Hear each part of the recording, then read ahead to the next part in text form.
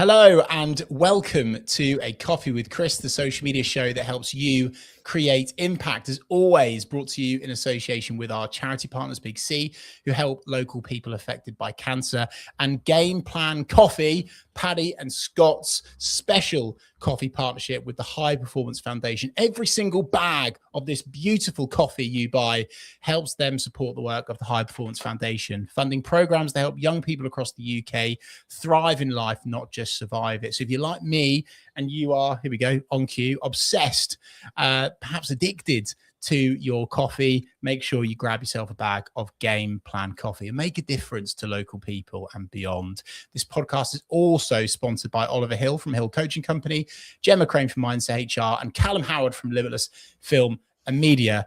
It's time to welcome today's guest now. I am fangirling full on. I might call her maybe the queen of social media. It's founder of Girl Power Marketing, Annie-Mai Hodge. Girl Power Marketing is a social media agency that helps brands around the world with their social media strategy and management.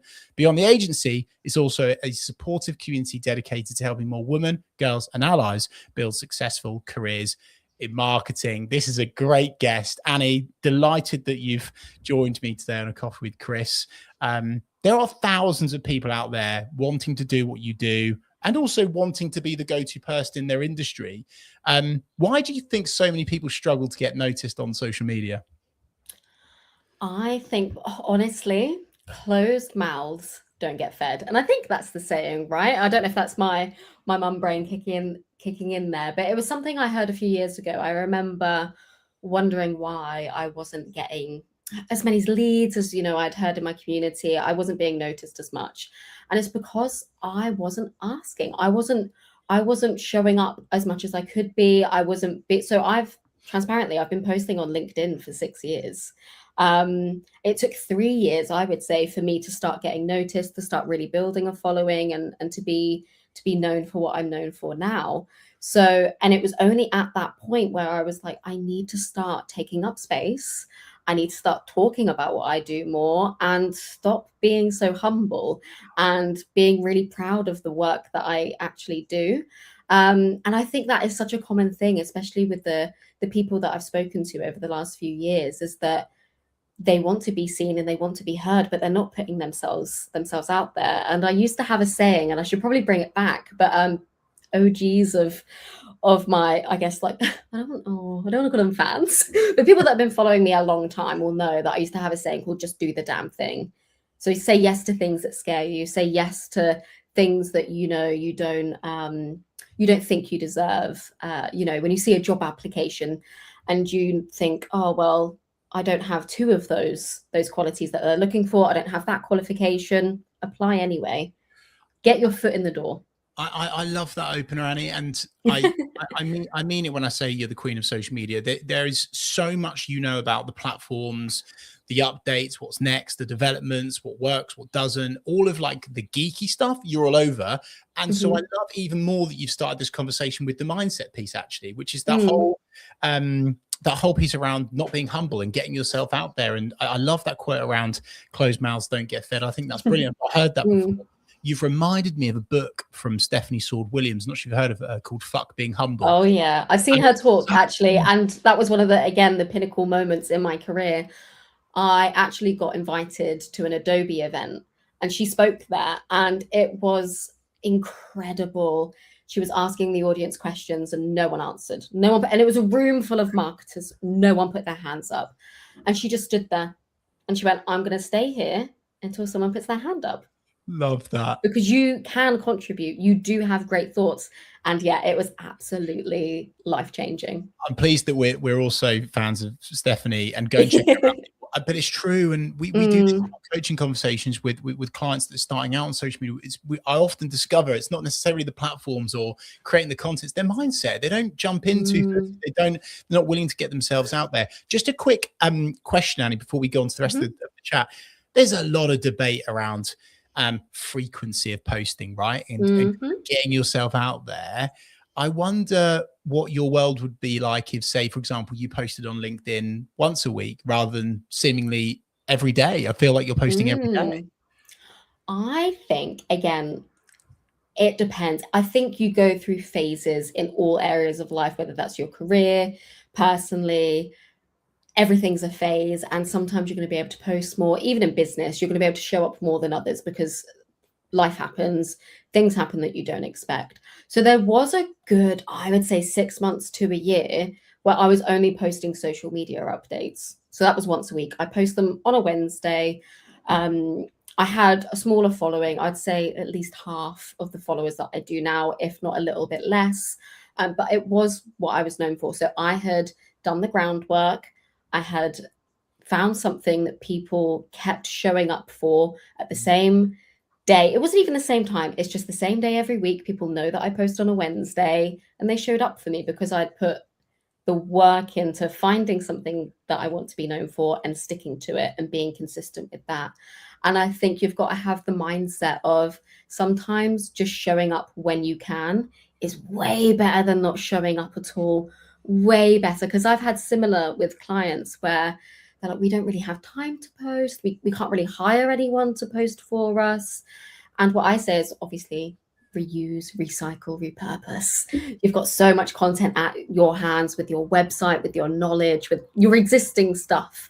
And do what you can and automate it when you can. And that is so much better. I would rather go onto someone's page, a business page, and see that they're posting once a week than to see that they've not posted since November last year, because at least I'm getting something. At least I know that they're still active. To hear that from you is so pleasing to hear, Annie. It's like a hill I've been willing to die on for forever now. It's like people are so obsessed with perfection over execution. They're thinking about like they're taking so long on one post, right? Just get it out there, right? If it's helpful, if it's engaging, if it's interesting. Anyway, we'll do that a bit in a minute. I'm all over the place here. Let's keep it on you, Annie. You've grown your audience now to over 400,000. You've recently, and congratulations, become a top voice on LinkedIn, which is something that's extremely hard to be rewarded with. How did you achieve it? And what lessons have you learned on the way to growing your audience from nothing like everyone else to this huge number today that you can leverage for all sorts of reasons?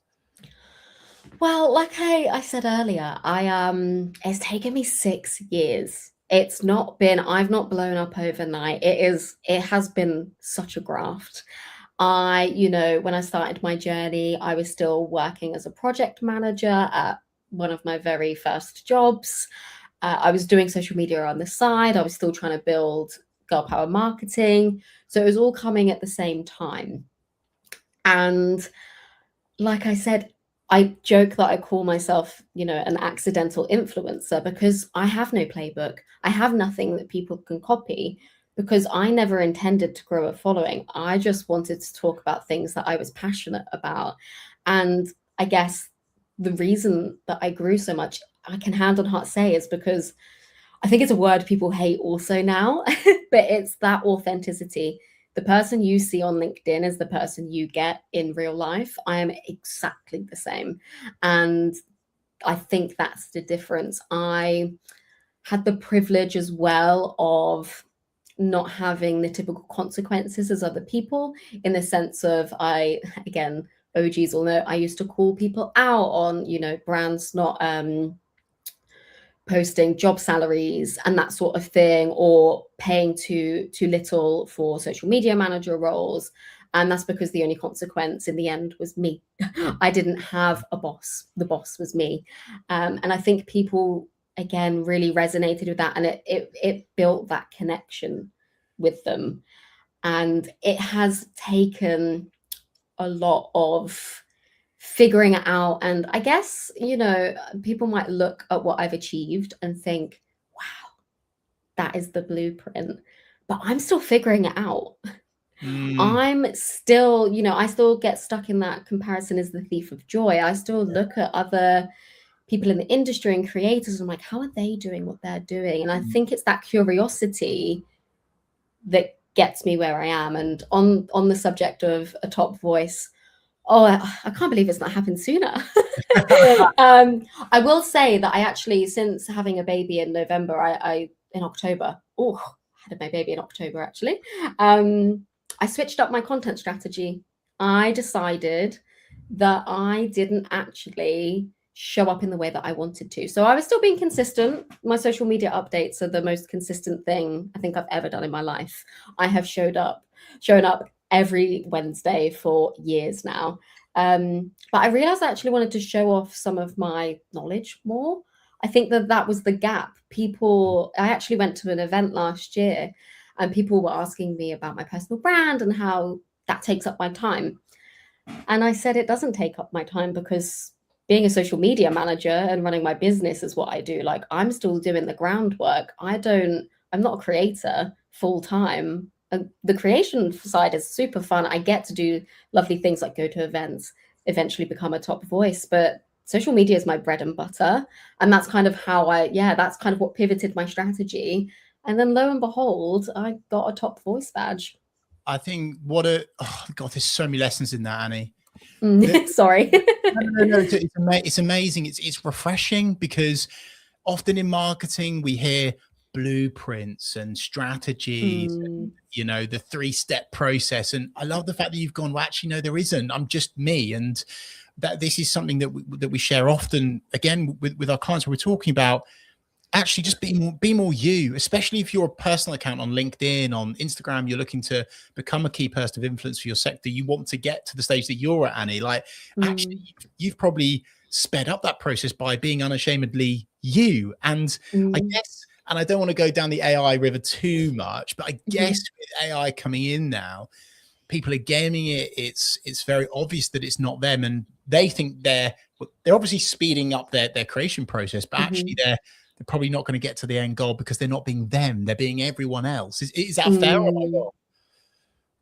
Yeah, I think that's totally fair. I think there's a lot of pressure, like we spoke about earlier, to constantly show up online, to constantly be posting content and showing up 3 times a day across 7 different platforms and trying the latest new app and trying all this new AI stuff. But I think, I think all businesses have to do is look at the backlash when an event posts a flyer,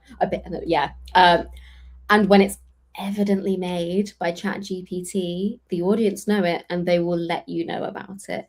And you could argue that, you know, all press is good press. There's no such thing as bad press. So yeah, there might be 300 comments being like, I'm not going to come because you've used AI, but that's probably pushed it to thousands of more people. So it is somewhat of a catch-22. Annie, let me interrupt you. I'm so sorry. I just can't forget this. I want to ask you about AI content. Do you think it's being penalized by the platforms? Because I'm wondering what the balance is there, especially like LinkedIn's obviously like you're so awesome on there. Can you use it and will it be all right? Or actually could you be penalized for using it? I think, well, LinkedIn are penalizing AI comments, for example. They have just announced that. And I think it's murky waters. Obviously on Instagram and I think TikTok, you get AI labels now for people that have used AI to create their content. Again, it's one of those things. It's like when that whole debate of putting a link in a caption on Instagram.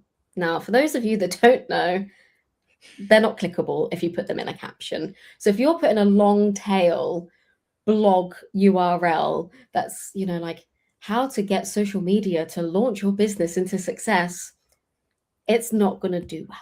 However, you know, and I used to be someone that was really like, oh my God, how do people do that?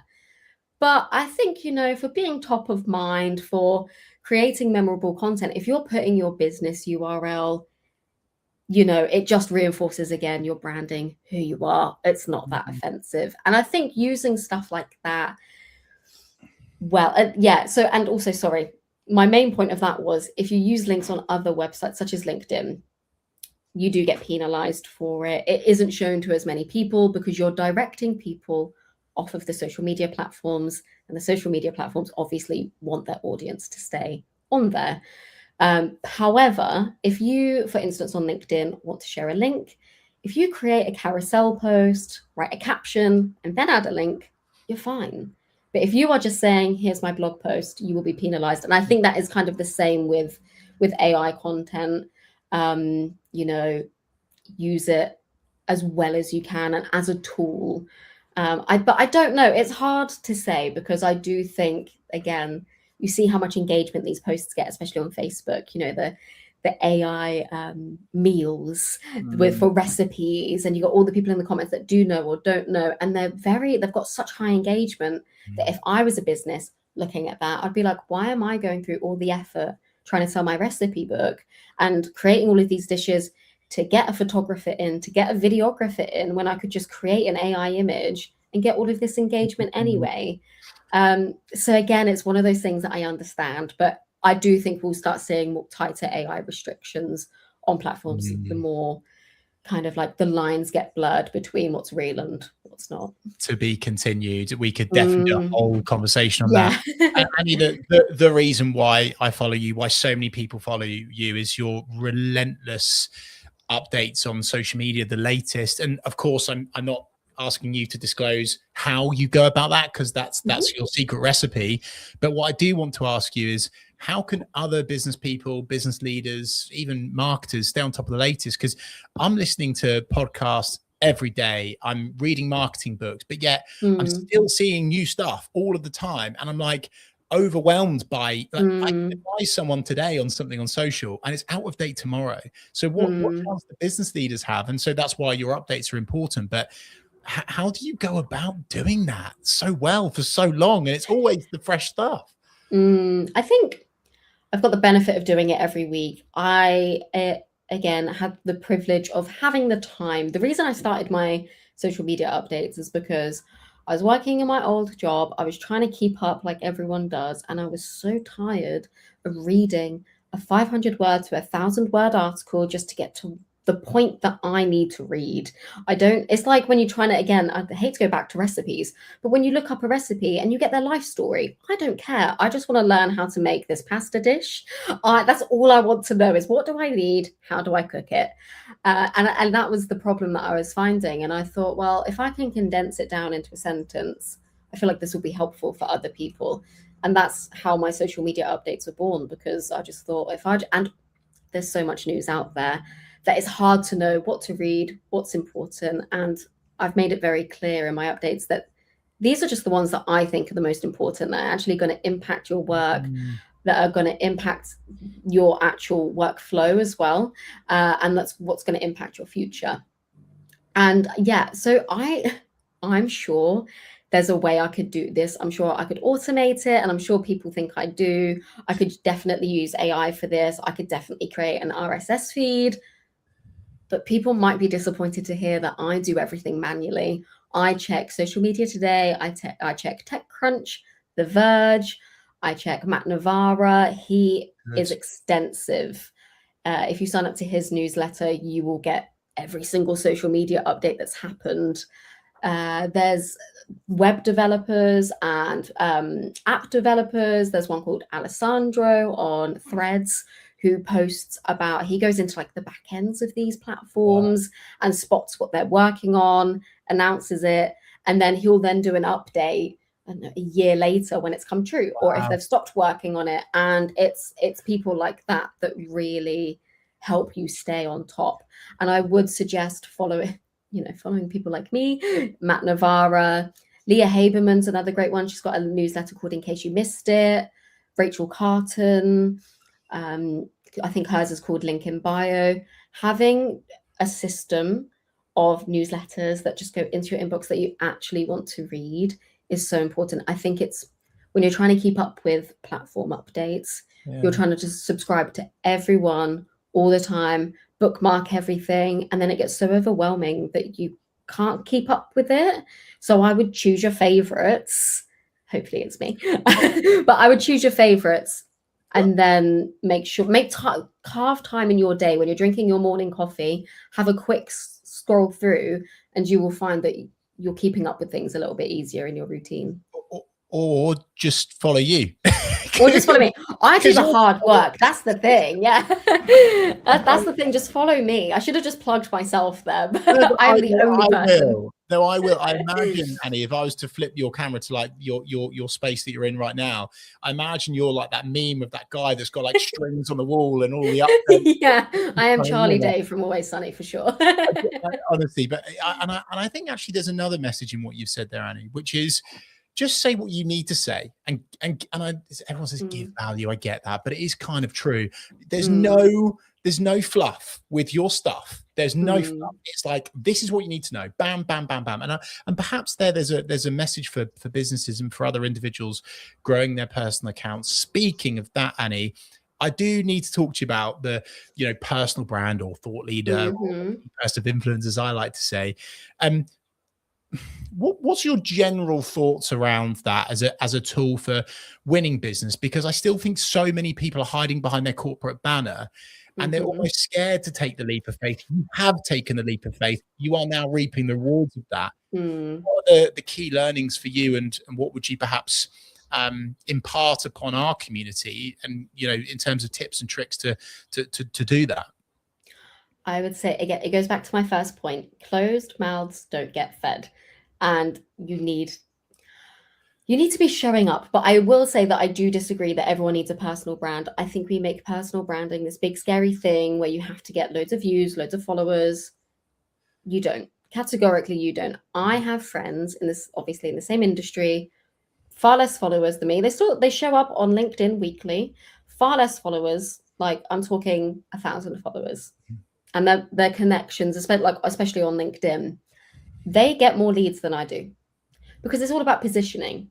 I don't position myself as a social media manager that's ready to work. So often, for example, my clients come from referrals, because people ask them who's doing well. Thankfully, they say me. And that's how I get the majority of my business, because that's not what I'm using LinkedIn for. And I think something that businesses often sleep on is employee generated content, and having their employees be their advocates. It's a really fine line between forcing your employees and censoring what they need to say and having that control. It's really hard to give your employees free rein and have control.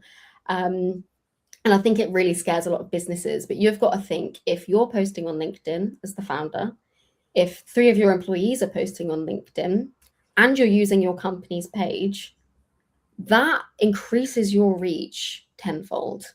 I ran an experiment with a client last year with, I think I must have had about 4 employees that posted twice a month.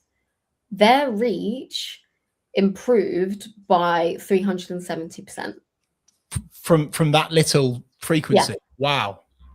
And of course, there's no immediate return on investment. There's no numbers. There's no necessarily hard leads, but their response rates were better.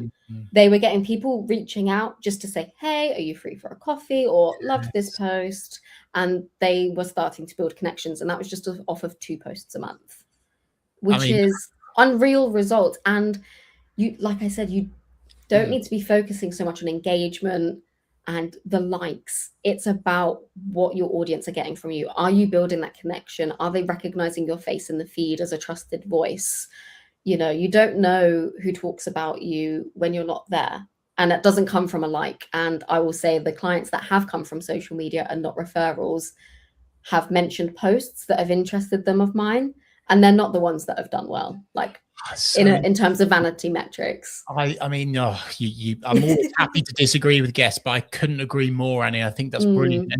And again, everyone is, and I think it's the right advice. They're thinking about content pillars and what they talk about. But I don't know, like, for example, with myself, my partner's just had a baby as well.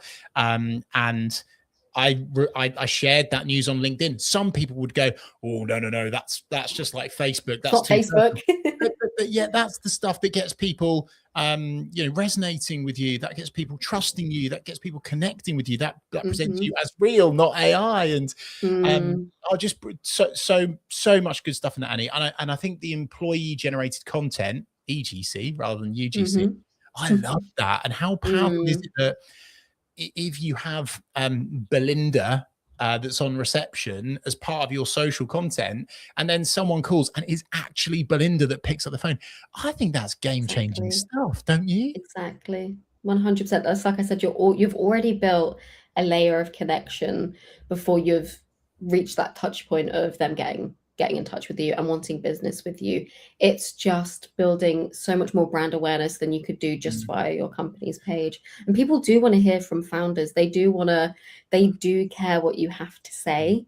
You don't need to, be flexing how much money you're making, or, there was a era of LinkedIn a few years ago where loads of CEOs were crying about making redundancies. No one cares unless you're helping them. Like, it's not, people won't feel sorry for you in that respect. But in employee generated content, if it is done well, it's so valuable. We started to go down the river of perhaps mistakes to avoid, Annie. And I do want to open up that can of worms now. What are the red flags, your personal LinkedIn social media icks that people should avoid if they want to build a profile like yourself, if they want to win more business through social media? What are the mistakes to avoid? And I'm aware that this could be like 2 hours long, so maybe your top 3 would be great. You know what? I might surprise you. I think my ick is people not trying. I think that's my ick. It's people saying they want more business. They want to build a personal brand. They wish they had a following. They want all of these big, beautiful things. They want brand partnerships, but they're just not putting themselves out there. They're not willing to show up. And I think, again, it goes back to trying to have perfection over progress.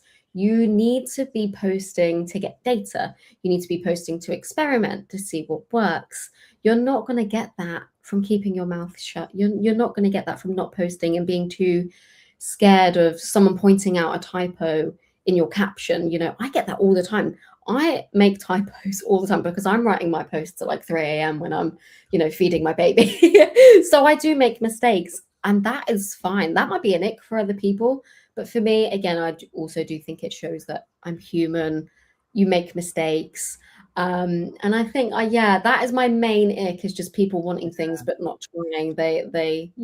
I love all of those, obviously. Do you know the bit about grammar and spelling and things like that? I know it's not ideal, right? But actually, and what a brilliant opportunity to show your customer service, how you react and respond to people, because then they know what it feels like to work with Annie, to work with a business. If you make a mistake and they kind of annoyingly highlight it, and then you think, oops, thanks for raising, fix it now. My baby, again, it's building that layer of connection. It's another touch point. It's a way of connecting with people on a way that you might not have done before. That's not to say you should do it intentionally, but it's just one of those things. It's all about just getting yourself out there, rather than hiding behind the idea that everything needs to be perfect. I think that's my main ick. I don't actually have many icks. I think people might be disappointed to hear that. It is just, I want people to, the opportunities that come my way from just putting myself out there. I'm an introvert. I don't know if people would believe that, but I am a huge introvert. The thought of putting myself out there scares me, but the opportunities that have come my way from just posting a couple of times a week is what I would want for everyone. Gold, gold, gold. Annie, I'm aware. I really, really could do this for 3, 4, 5, 6 hours. Or not with you. I would love to spend more time with you on the podcast, but we cannot, because you're a busy bee, and so am I. I'd love to book in a round 2 one day. I know you're selective. I'm so grateful. Also, on behalf of all of the people that view your content, engage your content, thank you for myself. I learned so much, so thank you so much, Annie. You're doing a great service to the community and us social media folks. Genuinely appreciate it. Thank you for your time today, Annie. Where can people connect with you, do business with you? How do they find you? LinkedIn is the main one, under Annie-Mai Hodge or Girl Power Marketing. Instagram as well, under Girl Power Marketing. They're the main ones. I have my newsletter, which gets sent out on a Tuesday, called The Social Tea. And you get all the social media updates before everyone else on a Wednesday. And it's a fun new feature, fun for me anyway. You get to pick the fake update every week. So for the people that don't know, people often steal my content on LinkedIn, which actually is probably an ick for me. And they keep the fake update in, which is hilarious. But yeah, and so forth. Fake updates were born, and they're just features that I want to see. And it's become such like a cult following that I've only ever missed a fake update twice in like 3 years, because the amount of comments I get where people are like, where is it? Like I remember I did it the first time and I must have had 20 comments like, where's the fake update? This is the only reason I read them. And I was like, I don't know if that's a compliment or not, but thank you. So if that is your jam and you want to pick a fake update and get your news at the same time, then that's the newsletter to subscribe to. I cannot recommend it enough, people. Like, go follow Annie on LinkedIn. It'll be a game changer for your social media marketing, for the future of your business. Thank you once again, Annie. Thank you so much to everyone watching live, watching back, listening back.